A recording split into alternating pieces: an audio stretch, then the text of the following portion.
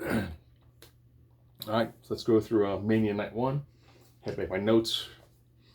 There's a lot of matches. All right, let's begin. Jay Gunther. The crowd didn't seem super hot for this match. Probably because they did some sort of weird advertisement before for an SNK Fatal Fury character, which I think kind of just made the crowd go, yeah, it's... Give it an advert. And then Jay came down as people were still filing in. And the match they had with Gunther was fine. It was an okay match. I'm like, all right. And he tapped Gunther out with the sleeper. And the crowd was mild. I'm like, the crowd didn't like pop forward. I'm thinking this week, you get the crowd hyped up. And night 1 was like the cold night. The crowd didn't seem to get super into it until like halfway through the show. So, all right, War Raiders, New Day.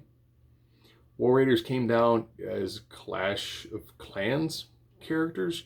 Thank you, Pat McAfee, for dropping all the video game knowledge. And their match was also okay.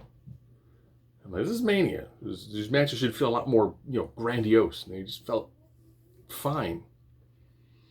Then we get Jade Naomi. All right, here we go. This match, nice fire to it. I liked the way that Naomi and Jade worked. This was a really good match. And all of a sudden the crowd started to get into it. I'm like, okay, maybe the crowd was tired. You had Stand and Deliver, might have worn the crowd out a little bit. Didn't have a lot of time. You had your 3 hours of pre-show.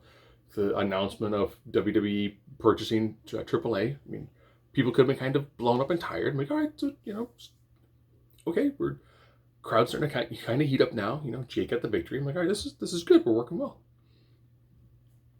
LA Knight got one of the first big, coming down the ring. Awesome car. Fatu is in the ring. Crowd loved Fatu. I mean, there's that dive off the top rope into the BFT was beautiful. I'm like, that's a fantastic move. That'd be a great finish. It wasn't. Fatu won, became your new U.S. champion. Crowd stupid hot. I'm like, all right, here we go. Cool. Now we got everything going up. Follow that up with El Grande Americano and Rey Fenix, because Rey Mysterio got injured.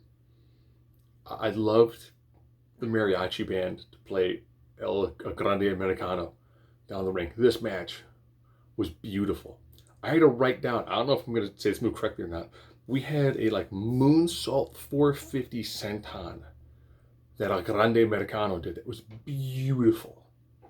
It's like, man, now that they've acquired AAA, I'm waiting for El Grande Americano to just run through AAA. It was brilliant. This was a fantastic match. Just great highlights everywhere. Loved it. Thought it was great. And El Grande Americano got the victory with the loaded lucha mask. Love it. Solid. I'm like, this is great. Then we go into Tiffany and Charlotte. Tiffany comes out in the Barbie hotel thing. I like the way that that really worked. Thought it flowed well. Their match it wasn't super crisp, but they were working they don't like each other a bit. Charlotte came down in Rolls Royce, the visual of the door opening the other way and Charlotte coming out in all of her gear. Solid match. And I was like, well, so far every title's changed hands. I don't want this one to change hands. It didn't. Tiffany retained. Solid match. Liked it. Thought it was really good. I'm like, okay, this was solid. Crowd starting to kind of come alive. Triple threat. Punk got the star entrance with Living Color playing his way down in the crowd. I'm like, this is awesome. It's awesome.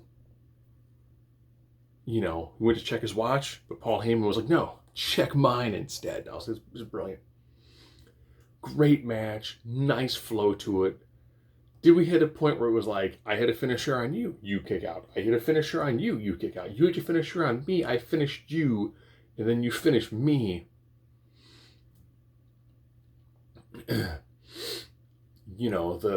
Towards the very end of it, when we got to see a go to sleep, followed by a spear, followed by a I'm bouncing around the ring, stomp, and everyone was down.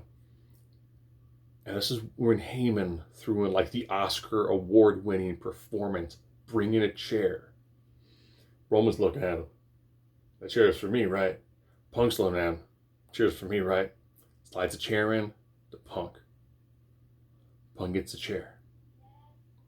Punch to the yam bags. Turned on CM Punk.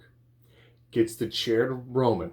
Points to Rollins like, you can do this now. You can finally vindicate yourself from the Shield. God's like, yeah! And then,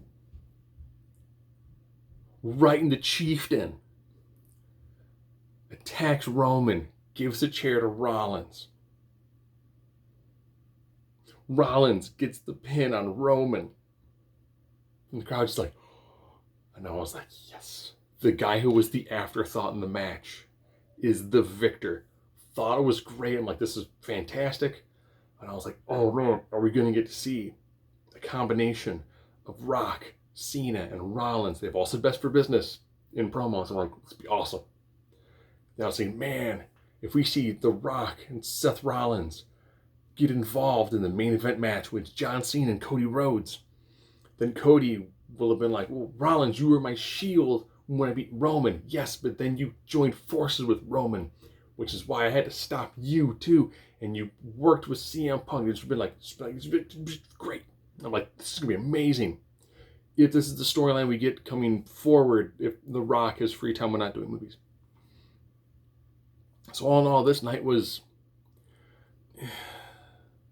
bright spots, main event triple threat, El Grande Americano, Jacob Fatu, like the women's singles matches.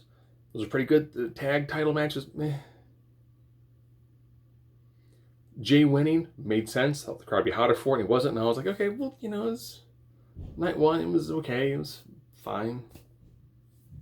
We'll see what night two's like.